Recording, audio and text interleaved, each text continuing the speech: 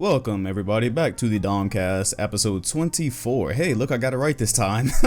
For like the last 2-3 weeks, I've been like one episode behind for some reason. Anyways, yes, this is 24 episodes, somewhere in the neighborhood of like 24 weeks, plus or minus 2. We are fastly approaching the middle of August. People are starting their slow and steady march back to school.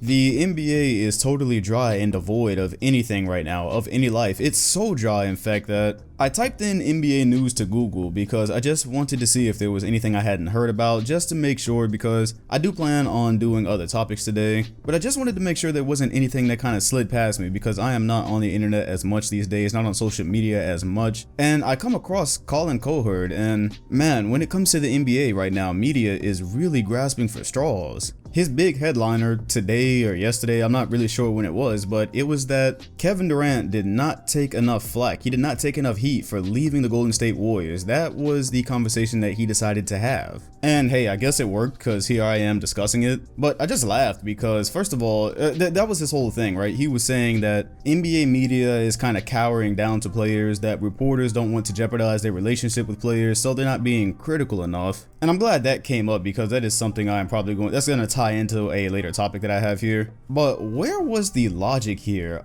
Kevin Durant, first of all, nobody outside of Golden State fans, actual Golden State fans, wanted Kevin Durant on the Warriors. That was making the NBA very boring to watch. Even though there's always other stuff going on during the season and there's other entertaining things to watch, but there's a certain level of entertainment that is drawn out of it when you know who's going to win every year. So of course nobody really gave him flack for leaving the Golden State Warriors. Nobody wanted him there. And on top of that, hasn't NBA media, not just the people with credentials, but NBA media in general, like people on Twitter, fans, hasn't everybody got their shot in on Kevin Durant? Hasn't everybody given him enough shit in the last 3 seasons for going to the Golden State Warriors? Wasn't that the actual act that deserved to be blasted? The man left a perfect basketball situation, especially after his Achilles injury. He could have stayed in Golden State, stayed with Klay Thompson and Steph Curry at the least, and when he comes back from his Achilles, he wouldn't really have had to worry about being himself again because he wouldn't have had as much usage probably. So okay, maybe he would handle the ball the most. He was definitely doing it a lot throughout the playoffs, but there wouldn't be that pressure that there is now for him to return to peak form, because now he's chosen to enter a new phase of his career, write a new story, and being in Brooklyn with Kyrie, there is going to be a lot of pressure on him to hold up his end of the deal coming back from a career-threatening injury. So what exactly would be the point of bashing Kevin Durant right now for leaving the Golden State Warriors? You just want the media to bash him just to bash him? I think that's what makes media, social media, just our entire culture right now, where everybody has a say, everybody has an opinion, everybody has an outlet for their opinion, or at least an opportunity for an outlet for their opinion. That's what makes this so toxic. And so you have times during the season, right, where you'll see players being quote unquote sensitive. Like last year, wasn't Kevin Durant kind of being a little bit, he was being funny towards the media, didn't want to talk as much. And then after a while, when the players aren't saying anything, we're like, oh, well, look at him being sensitive. Look at this sensitive millionaire. And this entire culture has really made us forget, like, there is actually other humans on the other side of this media. That's not even just for NBA players. That's for people in general. All accountability kind of goes away because you never really have to face anybody. And so if you're one of the people who's been following me for the close to, what, like 3 years that I've been doing this, since I started the Dom2K channel, you'll notice that I'm never one of the guys to go in on players. And I mean go in on as in like insult them past the point that it's really necessary, you know what I mean? When KD went to the Warriors, I never called him a snake, I never called him a coward, I never called him like any of the names everybody was really going in on him with. I never said any more than I really needed to, which was it was a weak move. It wasn't competitive, it ruined an aspect of the league. I would never say anything about a player that I wouldn't say to them if I was like interviewing them or something. And about Kevin Durant's move, that was just the truth, and I felt that was all that needed to be stated. Because how easy is it to forget, right? Especially if you've grown up with the NBA and you're growing up watching these players and idolizing them, how easy is it to forget that these are just really, really good basketball players? At the end of the day, they are world talent basketball players. They get paid to play basketball, but at the end of the day, a lot of them grew up with like the same interests as us. Especially now that time is passing, right? We're getting to a point where I'm older than players in the NBA. And so these players like Zion and whatever, whatever, they're growing up with the same things that I really like. They're growing up with anime, they're growing up with social media, they're growing up with the same habits using social media. And so just imagine how you or the average social media user actually treats social media, right? And how you use it. You don't think like a lot of the players coming into the NBA in the last few years weren't doing the same thing just because they're somebody? Especially for high profile players. They probably see what's said about them, they probably search their name up on Twitter to see what people are saying, especially if you're a younger player and you might actually care about that type of stuff. So this toxic culture of just non-stop bashing, non-stop sensationalism, just say the most extreme things you can about a player basically under the assumption that they're never gonna see it, or that even if they did see it, they are just these superior beings because they have money so that they wouldn't care.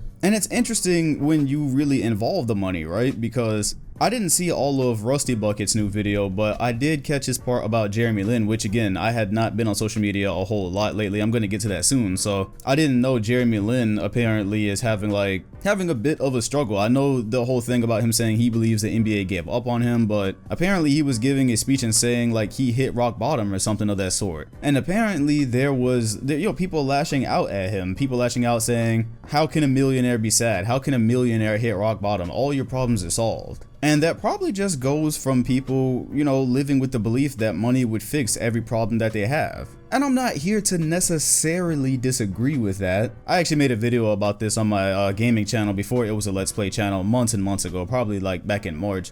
And it was on the topic of if money actually is everything. I'm not a millionaire, so I can't really speak from Jeremy Lin's perspective. I can't speak from a millionaire's perspective. I can, however, speak from the perspective of someone who's been the only person in their circle, and I mean the only person with any type of decent money. Now, that shit is not fun. And I personally wonder, does that get worse as you're like a millionaire basketball player? Or is that problem just fixed because you can kinda then go around and fix the problems of everyone in your circle? Because that's what becomes the issue, right? Whether it's friends or whether it's family. And if you guys remember Larry Sanders, who used to play center for the Bucks, he kind of like quit the NBA. And I remember watching his video, and one of the things he said is like, you become an ATM for people. And so then I wonder about that, because it's like, okay, there's people around me who know what I do. So when they have problems, I'm the general direction that they would look in. Well, difference is I'm not rich, so I can't just fix everybody's issues. I can't just cut somebody a large lump sum of money and say, here, don't go fuck it up, hope this fixes your problems. I'm not in position to do that. But then I wonder about that problem with NBA players, because you're an NBA player, let's just say you have something like $24 million, right? At that point, you can literally pick the people that you're going to help and choose how you help them. And maybe it's because I'm not a millionaire, but I always thought, if I was in that position, I just had millions of dollars, right? I always think about, if I get in that position, there's certain people that I'm just gonna cut them, break them off a clean amount of money, help them fix all their shit, and say, this is what you get, do not fuck it up. Because then that takes away that factor where you become an ATM for people, where every time they have a problem, they come back to you. Because at that point, then you wouldn't have to feel bad about just telling them no. When you have it all and no one else around you has anything, you might feel bad for not helping out or not doing this or not doing that. But if you take the people that you love and you just cut them off a certain amount that you know they really, there should be no way that they mess that up. If they come back to you, that's just on them. But clearly I am wrong and totally ignorant of the problems of actual millionaires, because it seems like a very common thing. Again, Larry Sanders, Hobson. How many of y'all listen to Hobson? Were you listening to the lyrics in his last song, and he was saying that he had a specific bar about that, where he was talking about his friends constantly coming to him for money, and if he said no, then he was the bad guy. I don't think I'm Einstein. I don't think I'm the first person to think if I had a ton of money, I would just, give the people around me what I think they need so they wouldn't have to come back. I don't think that's a fresh idea. I don't think I'm the first person who started that, or even who's probably went out and tried it. So clearly there is a connection I am missing there. Anyways, before I completely go far off into other topics, bringing that back to Jeremy Lin, look, there is a ton of people out here that have God's money probably, that have all this money, and there's still something that makes them unhappy. And maybe you just don't know what those problems are until you have money yourself, because the way I look at it is having money probably fixes a lot, if not all of your immediate problems, but it probably creates new ones as well. with that being said, I've never been one of the people to just flat out live by that whole motto of money isn't everything and all that. I've never been one of the people to live by that. It's for the simple fact that I've looked around at problems in my life, past or present, and once I became kind of aware of this whole topic of is money everything, I was like, could money fix all these problems right now? Most of the times the answer is yes. And that's why I never underrate it, because just think about it, right? What do people not do enough of these days, or what is it hard for people to do these days? I would say that it's very hard for people to take care of themselves mentally and physically, and it's very hard to use your time correctly or effectively. With all the different things you have to deal with throughout the day, thinking about things, trying to set up things for the future, trying to take care of yourself in the present, that concept of balance becomes very difficult to achieve. But what can you do if you have money? Depending on how much you have, all of a sudden you control your time, or at least you control most of your time. If you control your time, all of a sudden you control your priorities instead of life controlling priorities for you. And that's where we might be able to wrap around back to the is money everything conversation, because to be totally honest with you, when I was in college, actually, I had a college professor that said, I can't remember the specific number she put out, but she was like, past a certain amount of money, there's studies that show that it doesn't correlate with your happiness. And I would think this probably varies on whether you're a single person or whether you have a family to take care of with that money or whatever, right? But now that I'm out of college, I'm on my own, I take care of myself, I think back to what she said always and I compare it to my own life. And right now, in the space I'm in right now, I live in such a way that I don't have God's money and I'm not rich, but I do well enough that I completely control all of my 24 hours throughout my day, whatever I want to do with it. And because of that, I prioritize taking care of myself, because I look back at times in my life where I just didn't do that enough, particularly when I was in school, and I don't think I really had a choice. When I was in school, I'm going to get to school later in this podcast, but just a snippet of it. When I was in school, it's kind of like you're prioritizing between grades and everything else, because the way you're brought up is like, if you don't get the good grades, you're not going to college. You don't go to college, then what? That's kind of jammed into your brain the whole time you're growing up. And so now I look back at times when I wasn't taking care of myself, so that is number one on my list. That comes before anything now. Take care of my mental health, take care of my physical health. That is on top of everything, because if I don't have that, I don't have anything. So now that I choose to live that way, I often, I find myself thinking, what would I trade this for? Would I trade this for a life where I have and make a lot more money, but my lifestyle changes? Because generally that's correlated. If you're gonna make a lot more money, you're probably gonna have to do a lot more.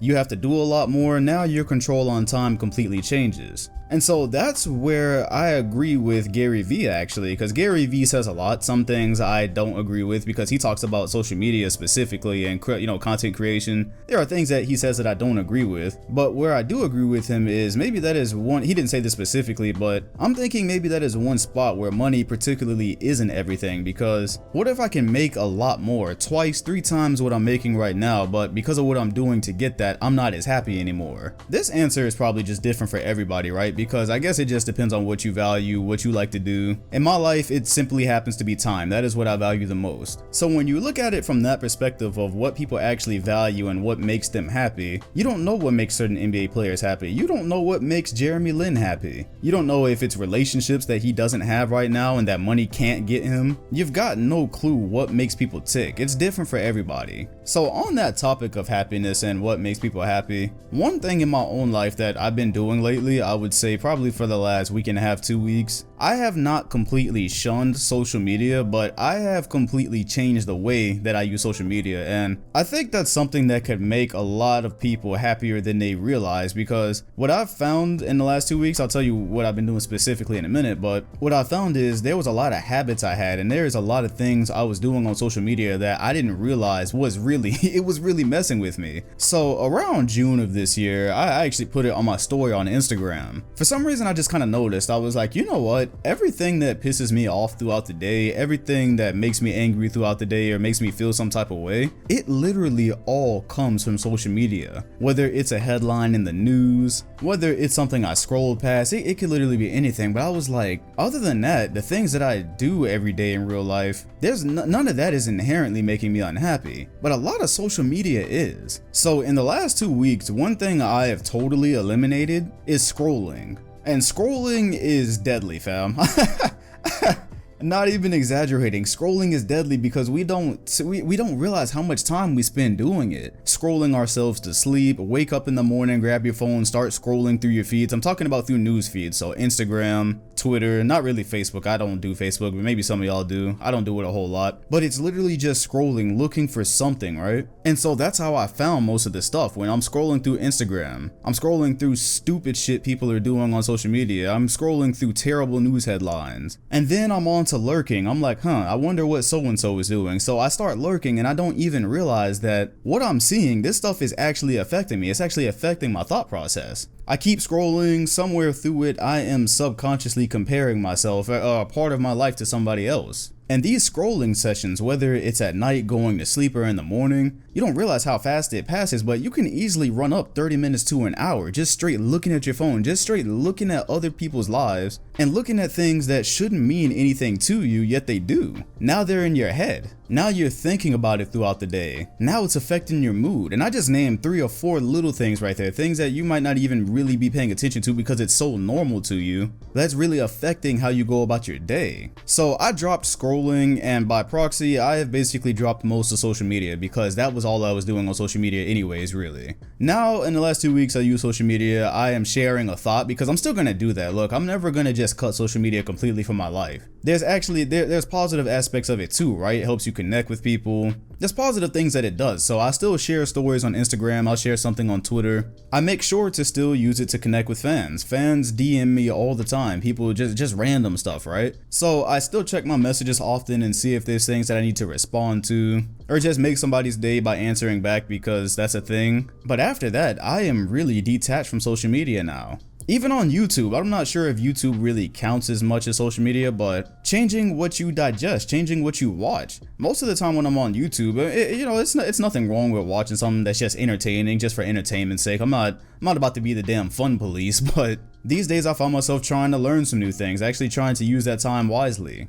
And let me tell you, I can't exaggerate. The first 3 days that I just kind of went away from social media in the way that I just described, those might have been the 3 best days of 2019. Just that simple change, that small tweak in my life of not cutting off social media, but changing how I use it. Because cutting it off was too hard. Cutting it off is too hard. I don't have Instagram and Twitter. I haven't had either one of those on my actual home screen of my phone. They haven't been there in months, yet I would still find a way to go check them all the time. I'm not gonna go from that to just not using it at all, nor do I want to, because there are things that I still need it for. So what's really more effective, and what might be more effective for even some of you who are trying to, you always go on these social media purges or whatever and you find that it doesn't work, just simply changing how you use it might really help. And I found a lot, man. I found that I was happier. I found that I was thinking clearer, definitely in a better mood the whole day. And it was simply because there wasn't all this negative shit bouncing around in my head. I didn't start my day with the worst things that happened in the world. I didn't start my day by reading someone else's tweet or someone's comment under a post and now I'm dealing with them as an issue.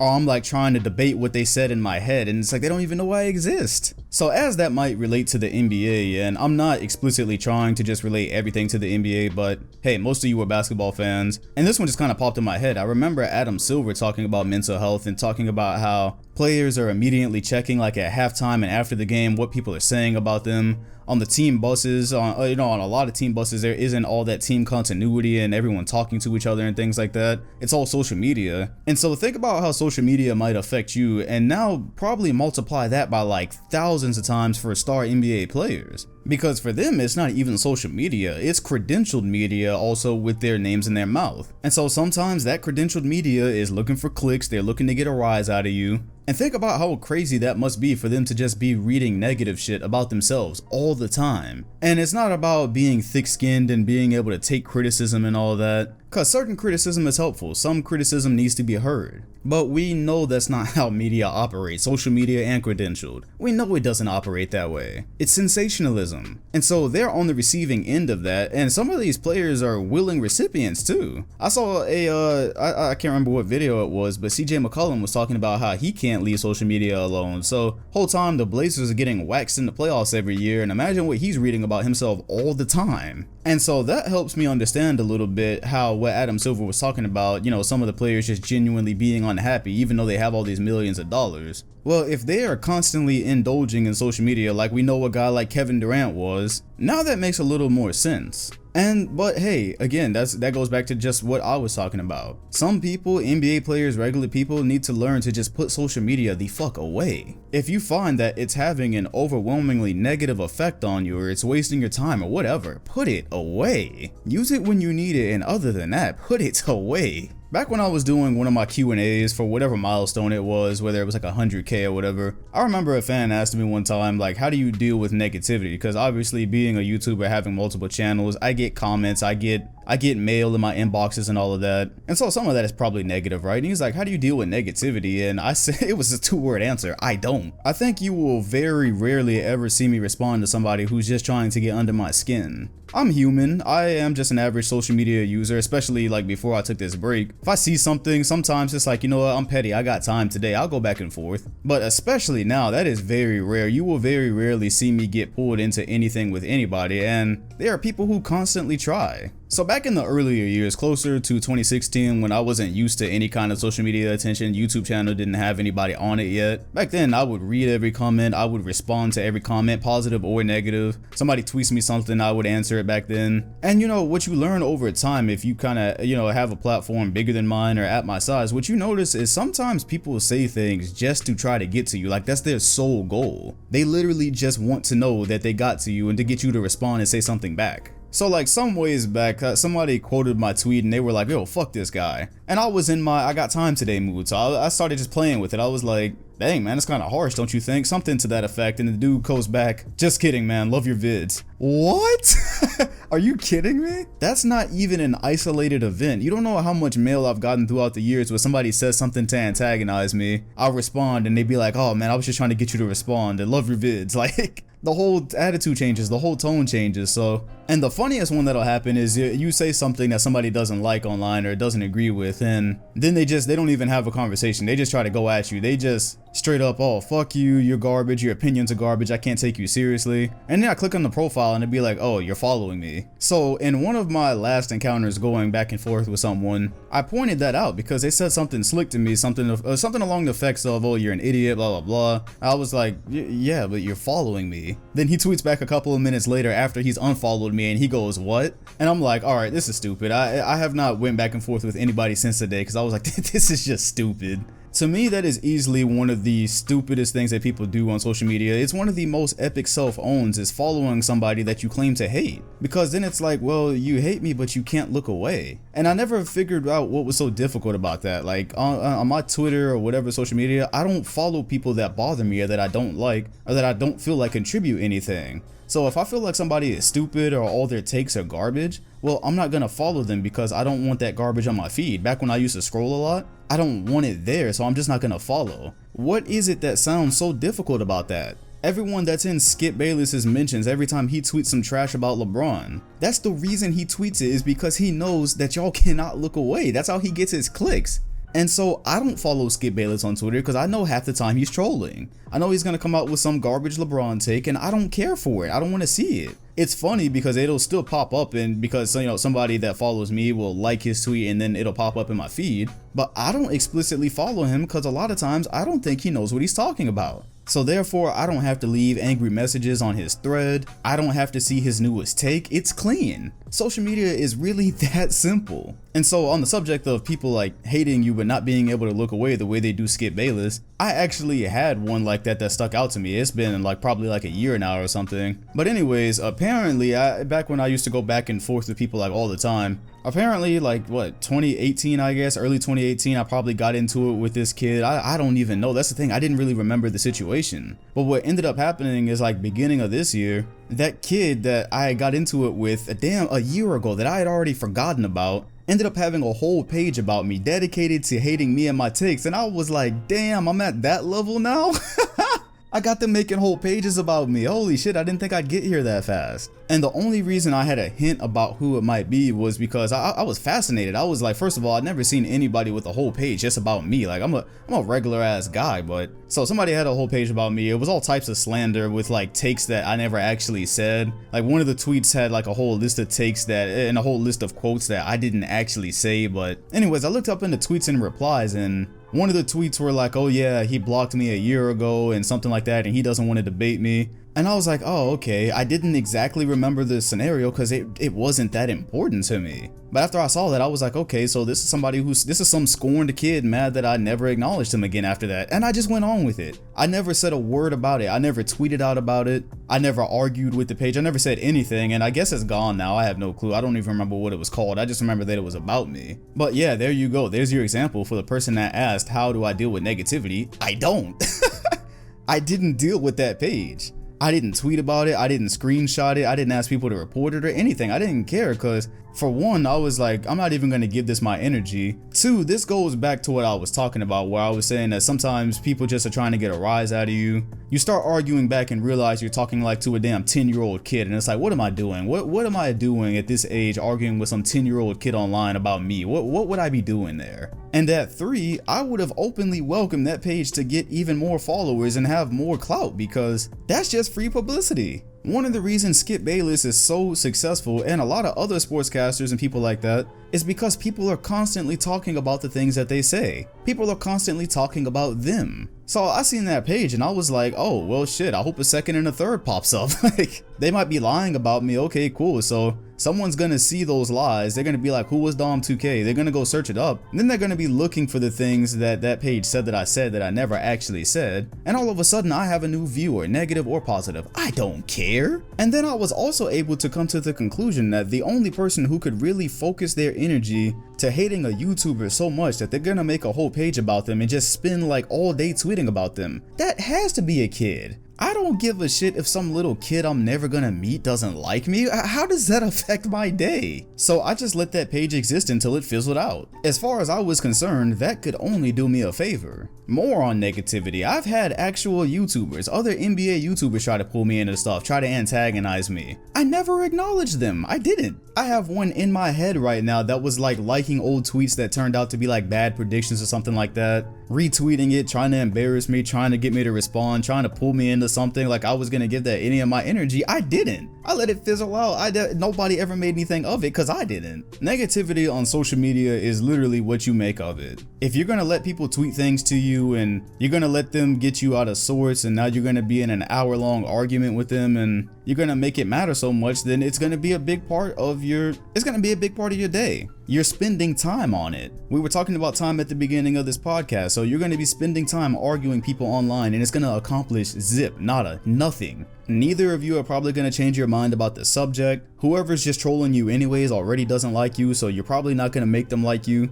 It's a complete waste of time. Even when it might seem like the person matters. Like last year when I was in Costa Rica, I had a YouTuber try to really pull me into something. I mean really. So this is a funny story, right? I was in Costa Rica because I had to. It was mandatory for me to graduate from my college. It was mandatory that I go on a trip. And so I was supposed to be away for 2 weeks, but I was able to get it down to a week. And the thing that happened is I posted one video that was just a banger. It was right before I left. And it was perfect because I was like, good, this will hold me over for a week, because back then I was posting multiple times a week. So the video's doing real good, and about the 3rd day that I'm in Costa Rica, I get a bullshit claim because I used like a couple of seconds of this person's clip, and I gave credit, by the way. I gave credit, and if you know anything about like copyright laws or whatever, even in YouTube's guidelines, when you're getting ready to dispute a claim, it explicitly states that if you can't just repost somebody's video, right? But if you're taking a piece of someone's video and making it a part of another video to convey a different point or to convey a different perspective. So in other words, if you're making an entirely different video, that is legal. You're allowed to do that. You can't just straight up repost somebody's video, but as a part of your own and making a new project, that is allowed under YouTube guidelines. I read them thoroughly because I could have gotten into a lot of trouble with this whole thing. And since the dude was trying to give me, I believe this was actually a copyright strike back then, I had to be on my P's and Q's. So anyways, I resolved the claim because YouTube agreed with me and I was in contact with the guy. But anyways, before all of that happened, because I tweeted out that morning because I was furious, man. That video was banging, I was on vacation, and this just fucked up the whole thing. So I tweeted out that morning and let everyone who follows me on Twitter that, hey, this is a complication, I'm gonna try to get this video back up ASAP. And the dude decides to come reply to my tweet. The person who made the claim, the YouTuber that made the claim, gets on my tweet and really tried pulling me into some shit. He said something along the effect of, yeah, nah, you actually can't do this. He said it in a real slick way. And he's like, yeah, that's why YouTube took it down. And oh, he tried to antagonize me and I was in such a bad mood because of the situation.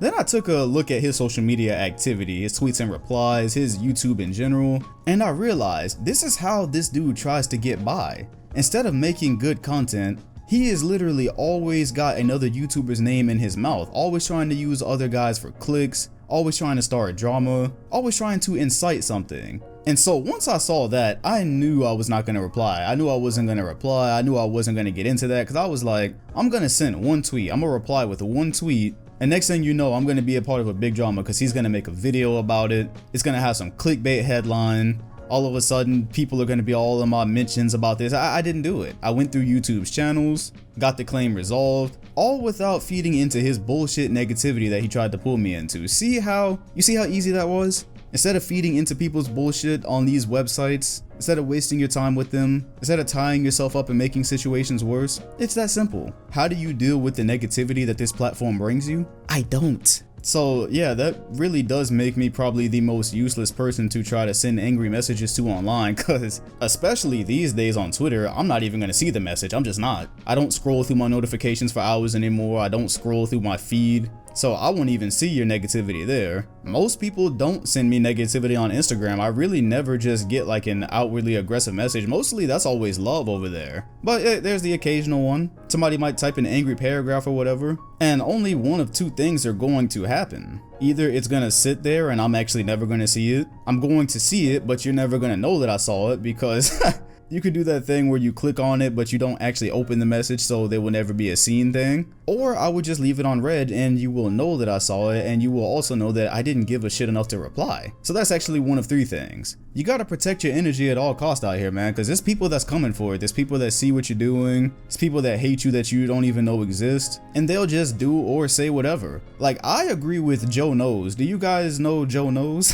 He's the 2K YouTuber. That's literally it. It's Joe and the Nose. Yeah, I remember I saw a tweet from him like a month ago, and he was talking about how people on social media think they've won if they get blocked by you. And so, cause that's like seen as a sign of weakness on social media, right? It's just straight blocking people. That's the funniest thing, you know. I found that people are so emotional. They low-key are fuming behind their screens when they get blocked. So they'll tweet it out like a badge of honor that they got blocked. Low-key in a lot of situations, they're actually fuming because now they have no way to get to you anymore. And what Joe tweeted was like, if anything, getting blocked just meant you weren't significant to that person. Some people take it as like, oh yeah, I got under his skin. But low-key, I think the sign of actually getting under someone's skin is when they reply to you or they go back and forth with you for a long time. I think that's when you successfully got under their skin. Because that way, your negativity, you've successfully got in. They acknowledge you, you fucked with their energy, and they're now using their time to talk to you. That's probably when you've won. When you just say something slick or whatever and you just get insta-blocked,